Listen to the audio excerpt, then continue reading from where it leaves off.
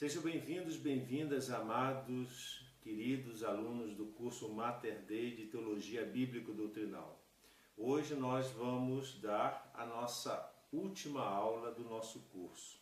São 16 módulos, cada módulo tem 8 aulas, com exceção do primeiro módulo que tem 9 aulas. Ao total, são 133 módulos e hoje vamos concluir esse módulo e todo o curso com essa última aula sobre didática catequética que está dentro do nosso programa. Quem é aluno recebe todo o nosso programa, toda a nossa programação de aula por aula, o conteúdo e as aulas que se encontram lá na internet. Então hoje, com a graça de Deus, chegamos ao final dessa nossa jornada, dessa nossa missão. Então vamos começar essa nossa última aula como sempre começamos desde a primeira, invocando as luzes do Espírito Santo, a luz de Deus, a graça divina para nos iluminar, para nos santificar, nos ensinar os seus ensinamentos, a sua doutrina, para que possamos viver, glorificar a Deus e alcançarmos o céu. Em nome do Pai, do Filho e do Espírito Santo. Amém. Senhor Deus, fazei que nós, vossos filhos, que buscamos conhecer mais os vossos ensinamentos, cresçamos na nossa fé e no vosso conhecimento, para que possamos adorar-vos e amar-vos como vós mereceis. Por nosso Senhor Jesus Cristo, vosso Filho, na unidade do Espírito Santo. Amém. Em nome do Pai, do Filho e do Espírito Santo. Amém.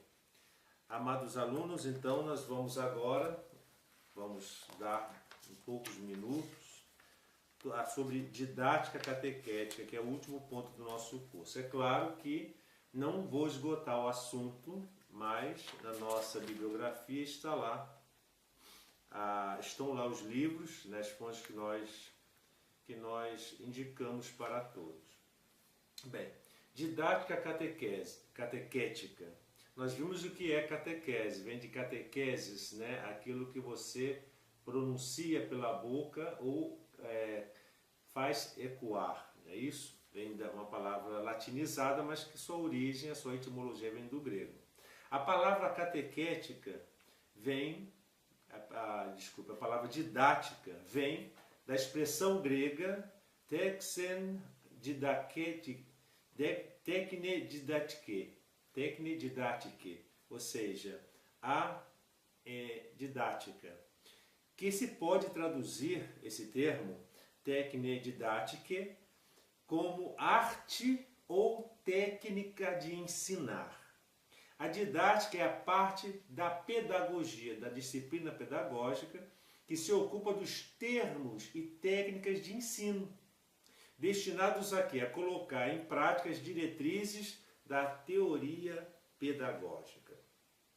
A didática estuda os diferentes processos de ensino e aprendizagem. Então, a didática ela vai nos dizer quais são os métodos, qual é o processo de ensinar, do aprendizado. O ensinar é por parte do professor, o aprendizado é do aluno. Então, o ensino e o aprendizado, eles têm que ser adequados, adaptados para que haja um resultado, que é a informação, a educação.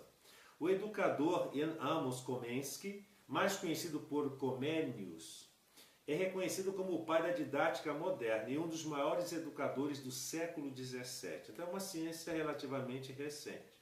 Qual é a definição, portanto, de didática? Bem, didática é um ramo da ciência pedagógica que tem como objetivo, finalidade, ensinar métodos e técnicas que possibilitem o quê? A aprendizagem do aluno por parte do professor ou do instrutor.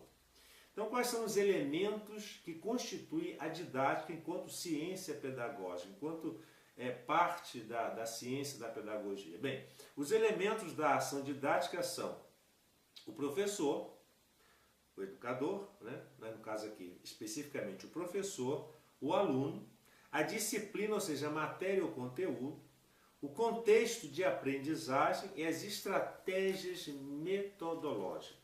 Bem, vamos dar aqui noções da história da didática em geral. Bem, os jesuítas, no caso no Brasil, foram os principais educadores que quase todo o Império Colonial, atuando aqui no Brasil de 1549 a 1759, foram 200 anos de atuação jesuítica aqui como educadores no Brasil, desde o descobrimento.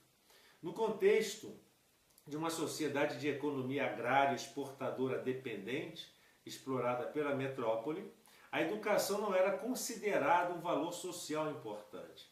A tarefa, portanto, educativa estava voltada para a catequese e a instrução dos indígenas, mas para a elite colonial, outro tipo de educação era oferecida. Então havia dois tipos de educação, voltada para os índios, que era mais catequética e de instrução, e uma outra educação que era para a elite, que é quem se encontrava nesse período do descobrimento, até o século XVIII. O plano de instrução era consubstanciado na ratio studiorum, ou seja, na razão dos estudos, cuja ideal era a formação do homem universal, humanista e cristão. A educação se preocupava com o ensino humanista da cultura geral, enciclopédico e alheio à realidade da vida da colônia. Eram esses os alicerces da pedagogia tradicional na vertente religiosa, que, de acordo com Saviani, é marcada por uma visão essencialista do homem, isto é, o homem constituído por uma essência universal e imutável. A essência humana, portanto, é considerada criação divina, e assim o homem deve se empenhar para atingir o que? A perfeição, para fazer merecer a dádiva da vida sobrenatural.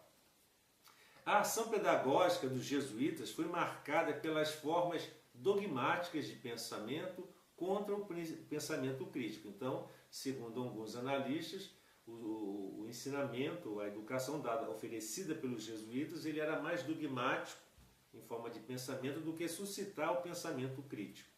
Privilegiam o exercício da memória e do desenvolvimento do raciocínio.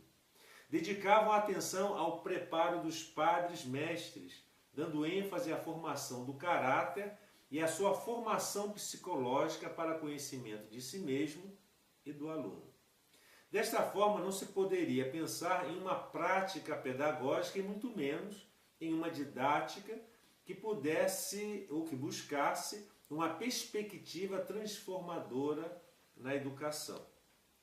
Os pressupostos didáticos na ratio studiorum enfocavam instrumentos e regras metodológicas, compreendendo o estudo privado, em que o mestre prescrevia o método de estudo, a matéria e o horário, as aulas ministradas de forma expositiva, a repetição visando repetir, decorar e expor o aluno, né?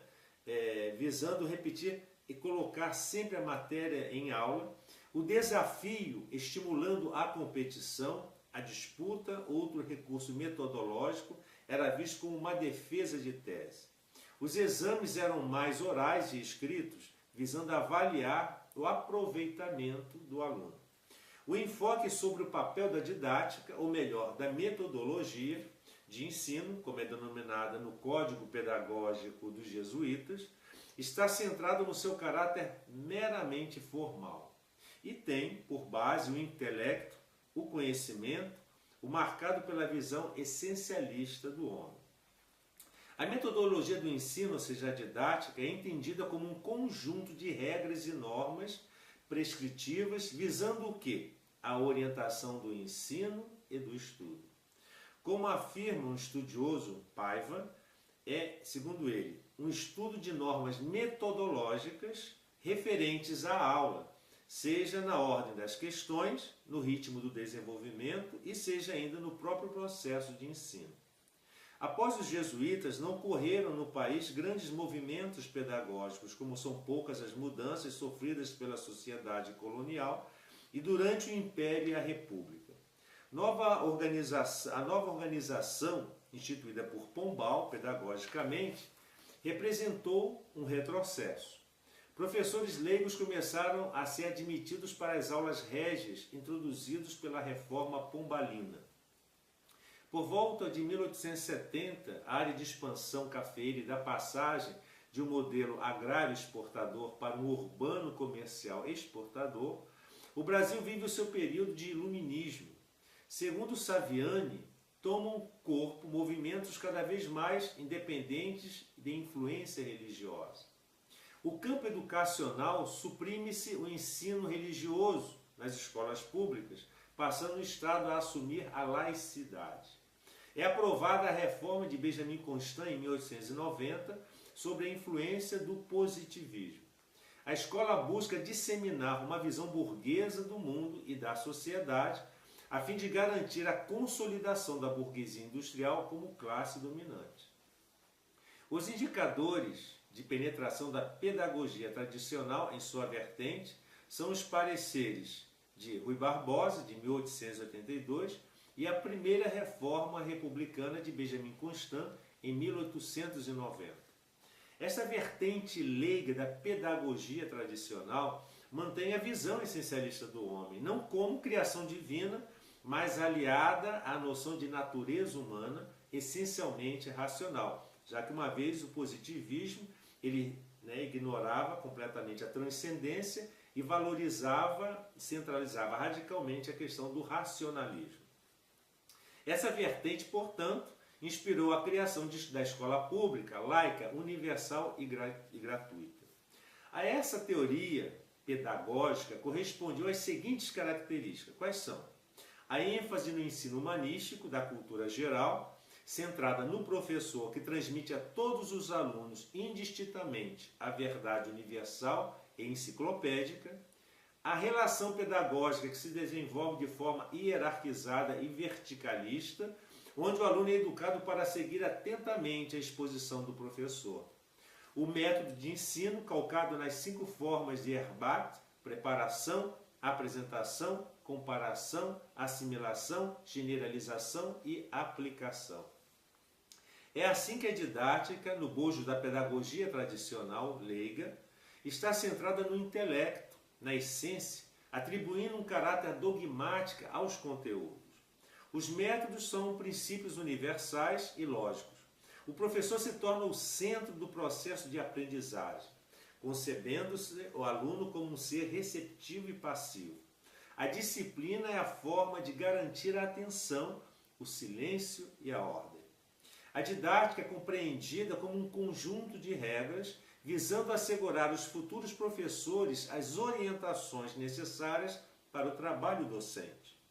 A atividade docente, portanto, ela é entendida como inteiramente autônoma face à política, dissociada das questões entre escola e sociedade. Uma didática que separa teoria e prática. A pedagogia tradicionalista leiga refletia-se nas disciplinas de natureza pedagógica do círculo das escolas normais desde o início da sua criação em 1835. A inclusão da didática como disciplina em cursos de formação de professores para o ensino secundário ocorreu quase um século depois, ou seja, em 1934.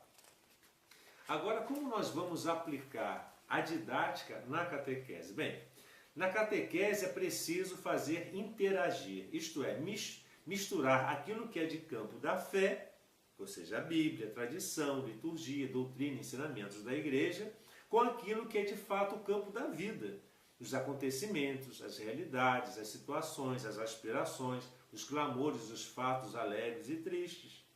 A interação é relacionamento mútuo e eficaz entre a experiência da vida e a formulação da fé, entre a vivência atual e o dado da tradição. O conteúdo da catequese não é só doutrina, Bíblia, mas também a nossa vida, a prática da nossa vida. Frei Bernardo, um grande catequista, ele dizia: o catequista precisa trazer na mão o jornal e na outra a palavra de Deus. Precisamos estar em contato com as duas fontes, a Bíblia e a realidade humana. Este método tem como finalidade educar para a ação-reflexão, assim como fez Jesus, que se preocupou em educar seus discípulos para uma reflexão partindo da vida. Então, os pobres, as crianças, os doentes, as pessoas marginalizadas. E como trabalhar, como preparar um encontro, uma aula de catequese? Bem, para melhor trabalhar o método de interação, usa-se um procedimento, ou melhor, um itinerário. é todo um processo que favorece o grande objetivo da catequese. Qual é? Para que todos tenham vida e vida em abundância. Evangelho de João 10, versículo 10.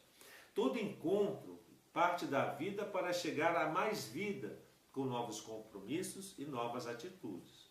O itinerário de um encontro, para muitos, é velho ou muito conhecido. Acontece que existem muitos catequistas iniciantes que precisam estar seguros de como proceder ao realizar algum encontro. Vejamos agora parte de uma dinâmica metodológica de encontro: acolher, ver, julgar, celebrar, agir e avaliar. Primeiro, acolher. É a sala de visita do encontro. Pode ser expressa de muitas formas, através de gestos, cânticos, símbolos, surpresas. É importante que todo catequizando encontre sempre um ambiente acolhedor, fraterno e amigo. Seja reconhecido na sua individualidade, chamando-o pelo nome. Todo participante que se sente aceito e amado participará com mais alegria e, portanto, com certeza com mais motivação. Segundo, olhar a vida, ou seja, ver a realidade. Suscita a capacidade para a sensibilidade, consciência crítica, perceber com o coração e a inteligência tudo aquilo que se passa ao redor.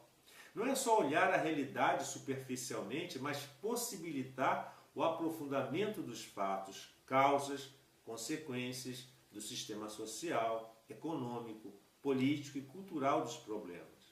O olhar à vida é o momento de ver o chão onde vivemos e de preparar o terreno da realidade para depois jogar a semente da palavra de Deus.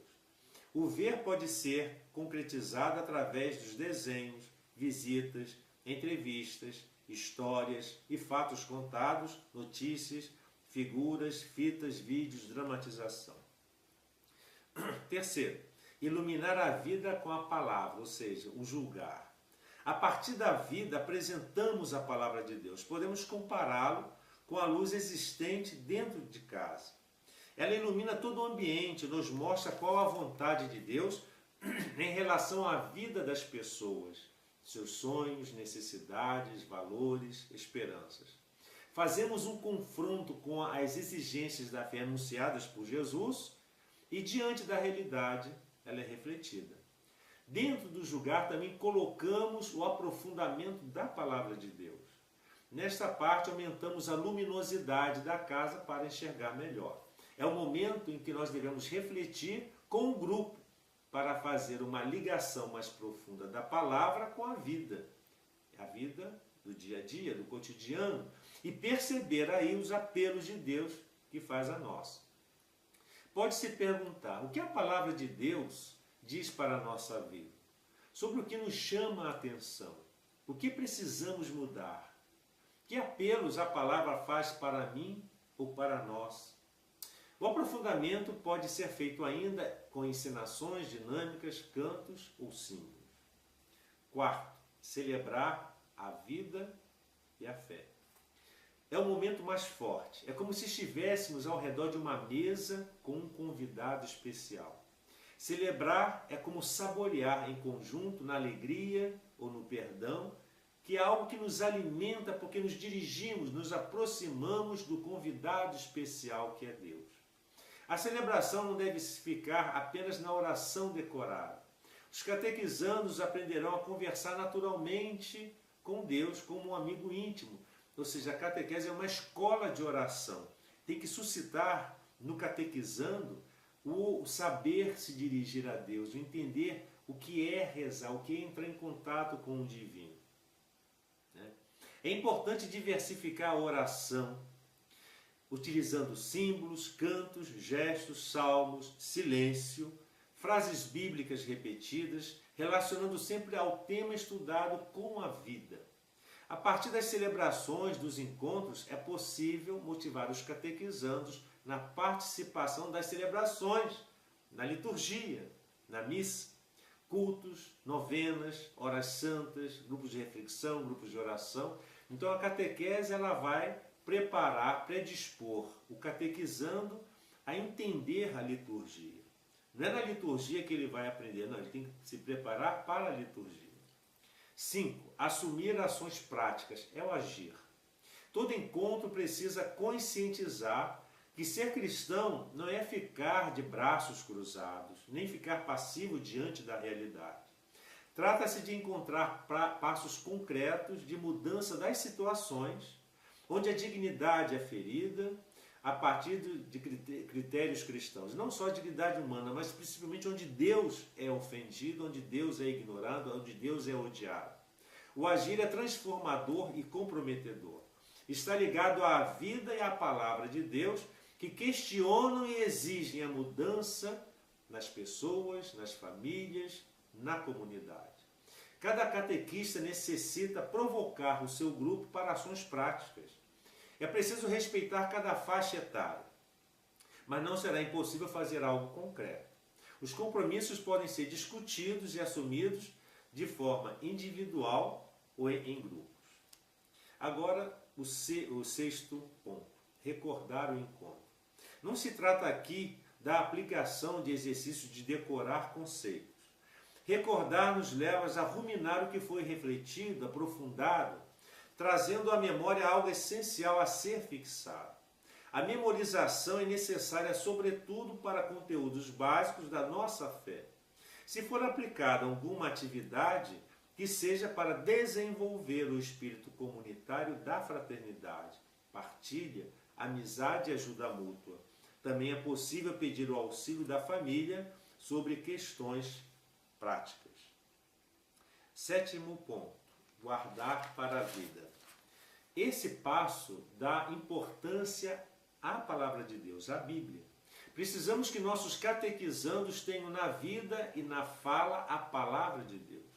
A partir do assunto tratado no encontro, podemos usar uma ou duas frases tiradas dos textos bíblicos e usados que dão a síntese do conteúdo para serem compreendidas e vivenciadas. As frases poderão ser escritas em paralelógrafo, ou seja, impressos, ilustradas com desenhos ou figuras e fixadas em local para serem vistas e memorizadas. E por último, o ponto oitavo, a avaliação, ou seja, avaliar. A avaliação ajuda a alegrar-se com as descobertas feitas pelo que aconteceu de bom. É ela também que faz verificar as falhas, corrigir o que não foi bom. Não podemos ficar somente no que o catequizando aprendeu, se sabe ou não os mandamentos, os sacramentos. É preciso avaliar as relações interpessoais, a responsabilidade, o comprometimento, o assumir os valores evangélicos, tais como o diálogo, a partilha, a capacidade de perdoar e as atitudes de fraternidade. A avaliação é um passo precioso do crescimento. Ela faz parte de qualquer encontro. Agora, existem muitas formas de avaliar. Pode-se utilizar dinâmicas, debates, partilhas em grupo, individual, ou os próprios participantes escolhem alguém no final do encontro para dar a sua opinião. A grande fonte de avaliação é a observação atenta do que ocorre durante o processo catequético. Portanto, a avaliação não deve acontecer simplesmente em quatro paredes, mas envolver a vida toda. Parece simples preparar um encontro, mas, como vemos, exige do catequista dedicação, carinho, aprofundamento, constância, perseverança para tornar cada encontro espaço de crescimento mútuo. Ao olharmos Jesus com seus apóstolos, veremos que o seu método também tinha esses passos. É só verificar algumas passagens, como a dos discípulos de Emaús, Lucas 24, 13 e 35, ou ainda o encontro com a samaritana, João 4, de 1 a 30, ou com o Zaqueu, Lucas 19, de 1 a 10. Qualquer ambiente era propício para acolher, ensinar, aprender e conviver. Para ele, a importância estava nas pessoas. E a questão dos métodos da catequese? Bem, para estarmos prontos para a missão catequética, temos um caminho longo a percorrer e devemos estar em sintonia com o Espírito de Deus que age em cada um e se manifesta pelos acontecimentos, nas lutas, nas preocupações, nas alegrias e nas esperanças. Existem vários métodos, isto é, caminhos de aprendizagem. E vejamos, quais são? Primeiro, o método dedutivo, que é a parte geral, que parte do geral para o caso concreto, ou seja, é a dedução. Este método exige uma instrução prévia. É preciso conhecer as leis gerais, descobertas pela experiência dos outros, para aplicá-la no concreto. Por exemplo, todos os metais são condutores elétricos. A prata é um metal, logo conduz eletricidade. Isso é uma dedução, é o método dedutivo. Jesus usava esse método quando lembrava a lei central do povo de Deus: amor a Deus e amor ao próximo. O método indutivo parte do conhecimento concreto para concluir leis gerais, ou seja, é a indução. A sabedoria popular geralmente ela é indutiva, isto é, construída pelas observações dos fatos concretos do dia a dia. Exemplo, depois de observar muitas crianças, se descobrem pontos comuns nelas. Nascem independentes, têm idade para falar, para andar, as fases do crescimento, da assimilação, da aprendizagem. Jesus ajudava o povo a tirar conclusões sobre os seus próprios problemas. Ele mesmo não dava as respostas, só dava as pistas. O método comparativo compara duas realidades ou fatos e descobre as semelhanças e diferenças. Bem, o método dedutivo e indutivo se complementam com o método comparativo. Este método comparativo tem um grande limite. Esquece a originalidade das pessoas e das situações, mas pode-se comparar a situação do povo de Deus num determinado momento histórico, com a situação de hoje, por exemplo, sem esquecer os próprios detalhes daquela época. Exemplo, comparar a vida dos jovens da classe nobre com a dos jovens da classe rica e descobrir que são semelhantes. Quais conclusões que se podem tirar dessas comparações? Agora, o método mais importante, com certeza, é a metodologia de Jesus. O Evangelho revela o método que Jesus usou para anunciar a Boa Nova. Jesus, para revelar o Pai e anunciar o reino de Deus, encarnou-se na vida dos homens. Sua pedagogia foi sempre a partir das pessoas, na sua realidade e originalidade. A escuta da realidade de cada pessoa e o questionamento que levam à reflexão e à formação da consciência crítica apresentam Jesus como um grande pedagogo. Na sua vida, Jesus educa a todos de maneira pessoal. Transmite uma experiência de comunidade com um relacionamento particular com os 12 apóstolos. Educa para a oração a partir da sua própria experiência de oração, motivando os apóstolos à vida de oração simples e verdadeira. Apela à conversão, questionando e interpelando as pessoas, porém respeitando a liberdade de cada um. Então, qual deve ser a nossa escolha do método? Bem, para escolher o método adequado é necessário definir claramente o objetivo desejado. Conhecer o chão, ou seja, a realidade das pessoas onde nós nos encontramos. Desenvolver o processo de comunicação que deve ajudar a conhecer as realidades das pessoas ou dos grupos. Muitas vezes a metodologia é entendida como a própria mensagem. É perigoso o método tomar o lugar da própria evangelização.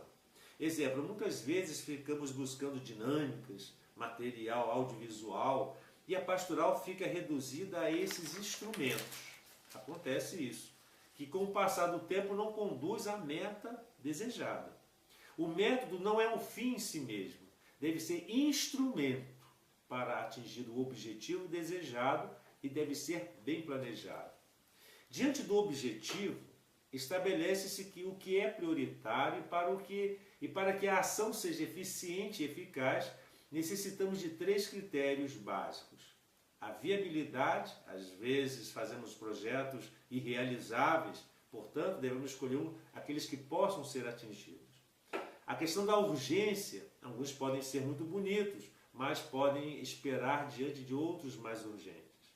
E a abrangência, ou seja, algumas ações têm maior alcance que outras, escolher as que provam um resultado maior. Além do objetivo geral, devemos definir em cada encontro o objetivo específico do tema. O tema, é claro, que nós almejamos alcançar.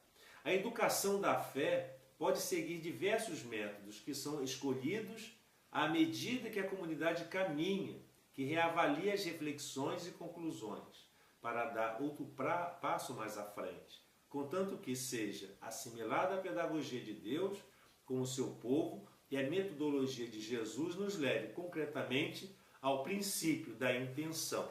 Qual é o princípio da intenção? É fé e vida.